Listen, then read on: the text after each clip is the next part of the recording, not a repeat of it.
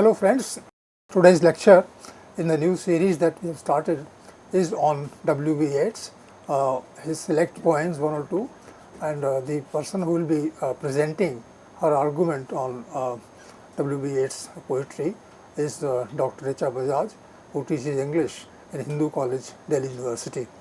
All of us have heard about W.B. Yeats because we are all English scholars, English students, English teachers, and well, if that is the case, then one can easily say that W.B. Yeats is an institution by himself, and that he is one of the first major poets of the 20th century, and 20th century, and he is rooted in the 19th century, and he is looking forward to the 20th century when he enters it, and then it's a kind of straddling.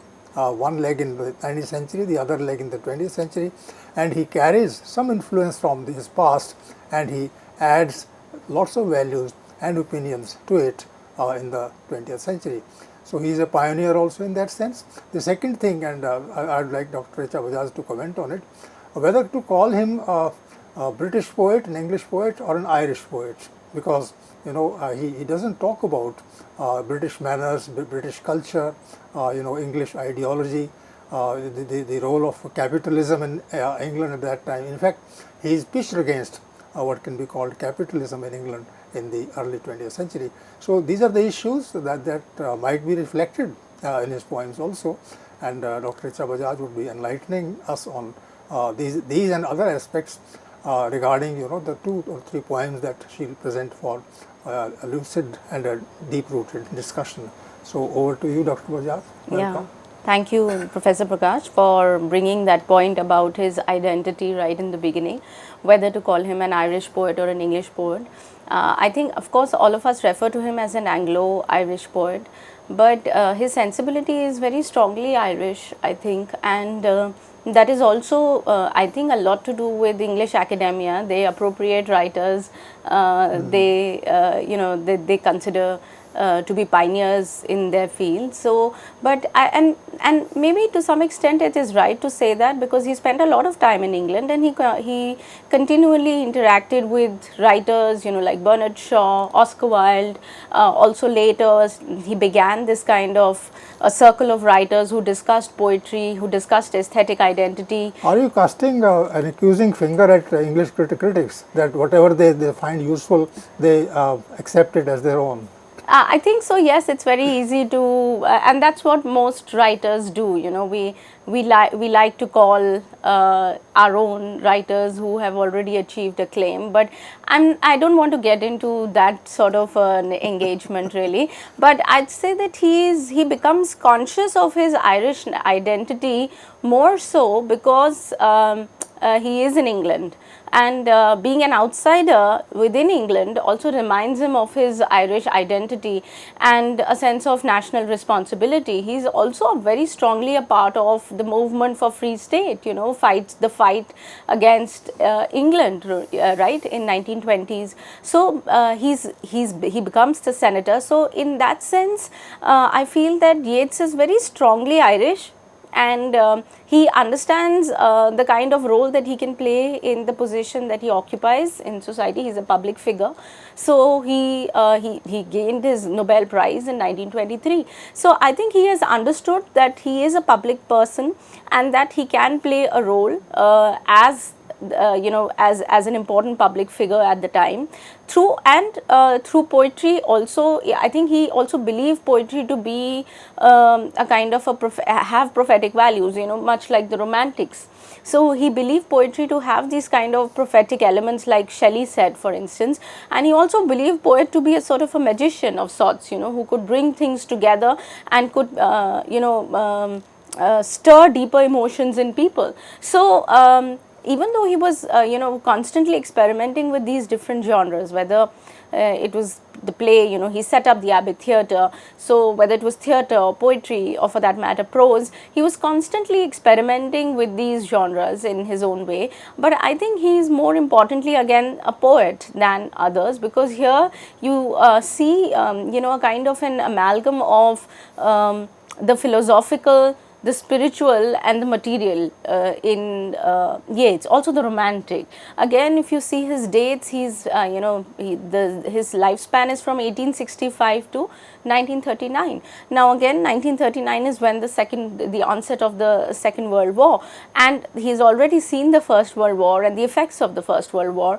Also, he's been a part of the Irish national movement of 1919-20 during this period. So, and he is a product of the 19th century. But again, there are two parts to this, the 19th century angle, I'd say, because there is on one hand realism and on the other there is romanticism. Now, he wasn't such a fan of realism. In fact, he often found a lot of faults with realistic writing because he thought that they were too rational, and and at one point he actually wrote in a letter that they suck the lifeblood out of literature because they are too realistic and too material. So in that sense, he was closer to the romantics who tried to use imagination, and he was in favor of deploying this kind of imaginative fantasy to be able to say, through the literary mode, whatever the writer could speak. So I think the early Yeats is more of a romantic. He was deeply inspired by Wordsworth, Blake, as also Keats, and these were writers that he constantly valued and worked around. But unlike the romantics, Yeats used a lot of traditional forms, traditional verse forms also.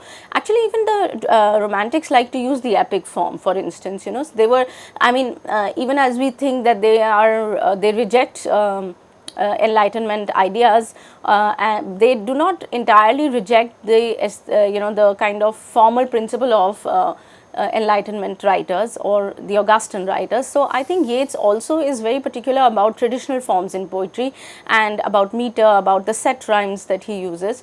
But as far as the content is concerned or the ideas are concerned, he likes to use a lot of fantasy, legend, folk tale, mix it with a lot of supernatural details, romantic, taking a romantic strain in poetry. So, but as you move along in the 20th century, so that is the early phase of Yeats' poetry, where he's also dealing with these occult ideas and these things.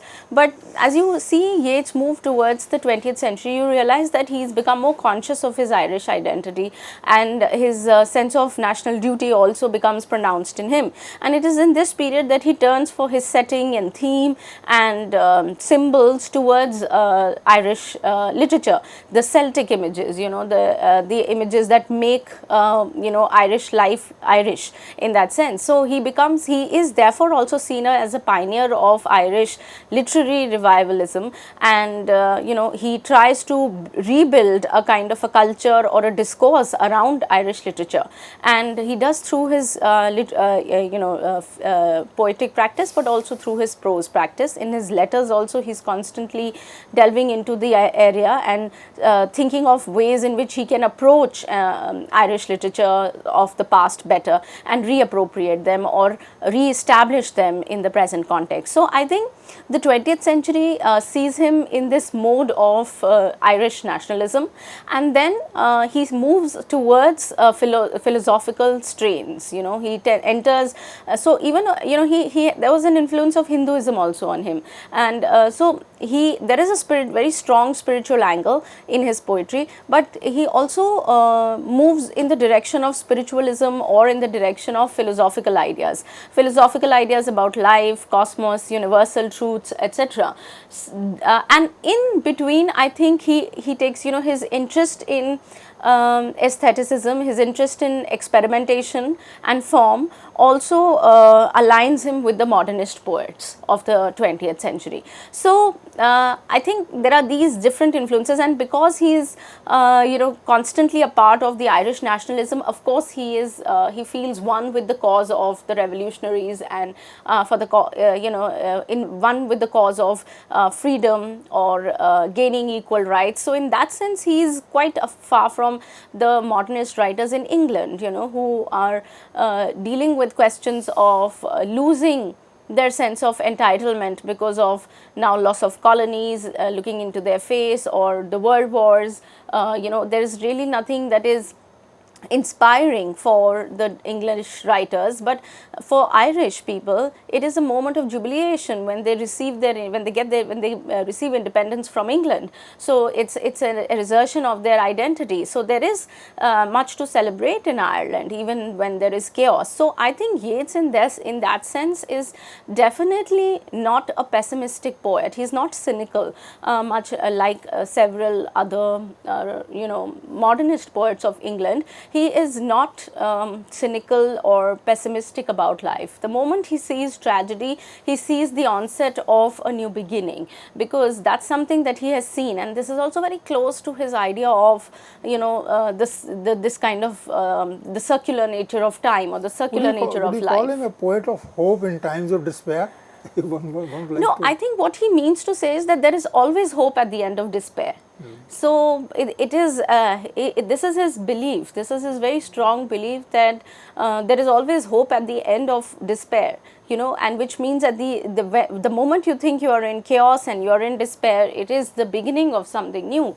And I will discuss his poem, The Second Coming, in the following lecture, where this idea becomes more pronounced. But what I'm trying to I'm trying to contextualize him in the time, and also compare him with other poets of the period, for instance Eliot and others, who find despair as a reality, and there is no way in which they can come to terms with that despair. The only way they can find is to latch on to maybe some kind of a Christian truth, or a sense of a belief, or a faith, because that's all that they can latch on to, because there is nothing really possible or really available for them. But for Yeats, that's not the case. His country has seen, has been able to realize its dream in the form of independence, in 1921. So I think that has a lot to do with Yeats' mental makeup and his larger vision, which at the same time connects the present with the past, the material with the spiritual, the self with the soul. And at the same time, so the moment you've been able to broaden the scope of your own specific personal despair, and you connect it with the sufferings of the world, of people around you, and how life has been lived, and once you look at it as a larger projection, which Yeats does, he is able to see a pattern, and he is able to see beauty in that truth and in that life. So death for him would at one level seem despairing, or a kind of a reality that strikes you in the face, but at the same time he's able to distance himself and look at it as a phenomena that is an ongoing phenomena, where one is replaced by the other, where one phase of life is replaced by the other. I appreciate the particular point you have made regarding using despair to understand the world in which he lives. And he associates, his personal experience with the social experience outside. Right. So he distances himself, and he's not, he doesn't wallow in this kind of a pain or personal grief. And I think that is one reason why a lot of modernist writers remain stuck to their own, in their own time warp, or in their own personal selves, because they are not able to connect their lives with other lives around them, and they're too self-indulgent, I think, and which in a way takes away that kind of a broader reality, and that self-indulgence leads to a sense of cynicism and despair, because there is the source of strength is not, the fountain of that support is never entirely inside. It is obviously built in human relationships. It is built through social commitments and through a kind of a larger bond that you build with people around you. So I think this is what keeps Yeats going, and therefore he is not a very typical sort of a modernist poet. That's how I'd describe him right at the outset. So this is how I look at him. But just to take our viewers to a kind of a life graph of Yeats, I'd like you to just see some biographical details also, just to be able to put him in the context of Ireland.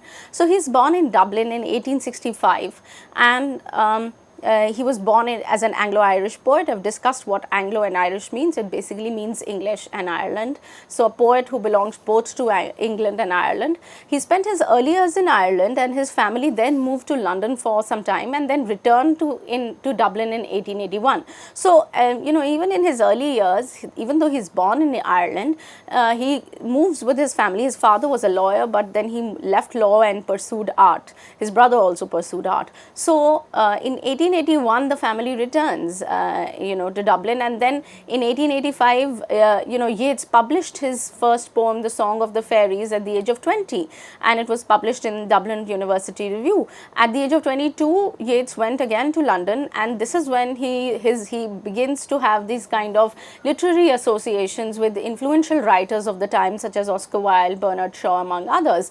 He wrote poems and plays during this period, and tried to build up this kind of Irish setting and theme. This is also the period when he comes in touch with Maud Gonne. Now, a lot of you who would have read about Yeats, there are always some biographical details or personal references to Maud Gonne. Now, Maud Gonne was a fierce Irish nationalist woman, and she was a beautiful woman, and Yeats was in love with her.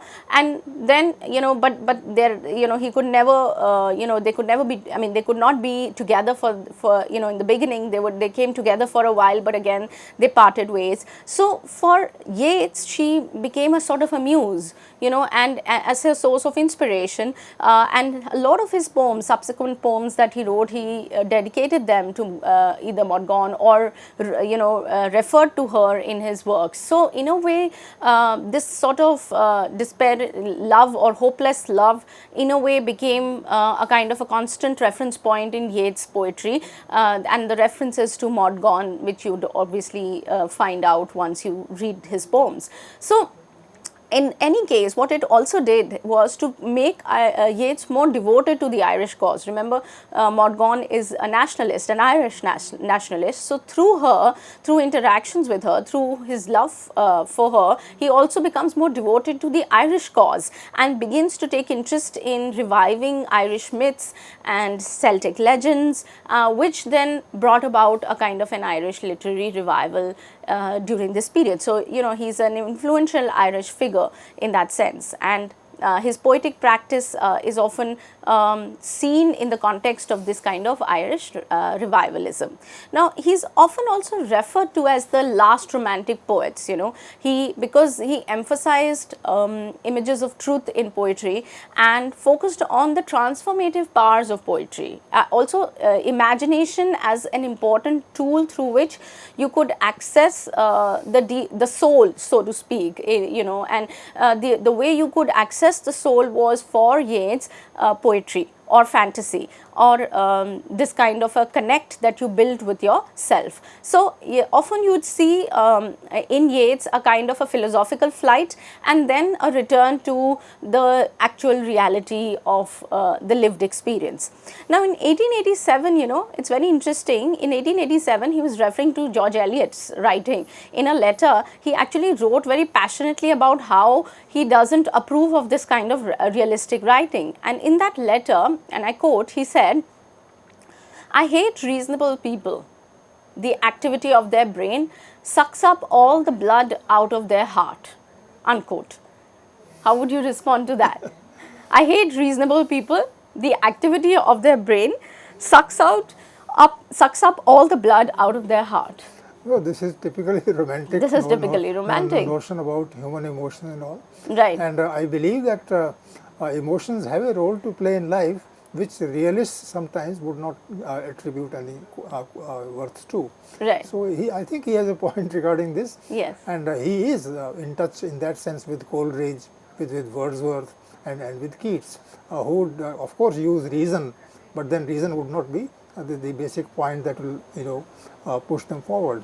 Yeah, I mean he's a product of that Yes. culture or that kind of poetry, and therefore, but the idea that and this is actually, I think I found it interesting, because I thought as a poet, obviously if you are bent on the reasonable and the rational, then you're hardly ever close to reality in poetry, at least, because poetry accesses in that sense the passions or the emotion of the heart, right? And so to be reasonable in poetry, I think he finds it, it's a kind of a contradiction. So, which is why I took this up. But he was more fond of, this is his, in a way, his mental makeup. You know, how what he's thinking in 1887 and how he believes. But this is not exactly how you will find a lot of material realistic details also available in his poetry, which comes in later, you know, when he's closer to the Irish nationalism. This is 1887, when he is not very fond of this kind of a this kind of work in literature. What I'm trying to focus and suggest here is that Yeats belongs to a kind of a period of transition in literature. He is the one he's a product of the 19th century, but very soon he assimilates the larger trends of the 20th century. So being a poet of transition, and being a poet who's set in the age of transition and a part of two centuries, I think the early phase is also different from the later phase of his poetry. The early phase may see rationality or being reasonable as a kind of an anathema, but the later phase in a way tries to coalesce them, and it does not in fact see it as something that is external to writing. I think what happens in Yeats' later works is that they seem to form a pattern of their own, and they seem to have their own network, you know, all these different areas, whether you take up imagination, reality, spiritualism, they are not mutually exclusive. They in a way find a kind of a cohesive unity in his poetry of the later period, and they become a kind of a complete whole, you know, where everything seems to fit in very naturally in his poems. As you say, initially he is an anti-realist, but later on he also sees certain points of positive aspect in realism too. No, I think what he understands is that is a part of reality. You know, if reality is emotion, what then made him understand this? Initially he didn't believe in this. So I think his association with Irish nationalism, you know, because when he enters this moment in history, when he's supposed to play a role, I think he becomes conscious of his Irish identity, and he moves away from then romantic themes, you know, even though he was deeply inspired by them. He in fact tried to deploy nationalist concerns. You know, in 1908, for instance, he said, and I quote, "When I first wrote, I went here and there for my subjects as my reading led me, and preferred to all other countries Arcadia and the India of romance. But presently I convinced myself that I should never go for the scenery of a poem to any country but my own. And I think that I shall hold to that conviction to the end." Unquote. So the idea that he must return to his own country for setting, for depiction, for concerns, is a conscious choice by the writer. So by the 1920s particularly was a period of strife in Ireland.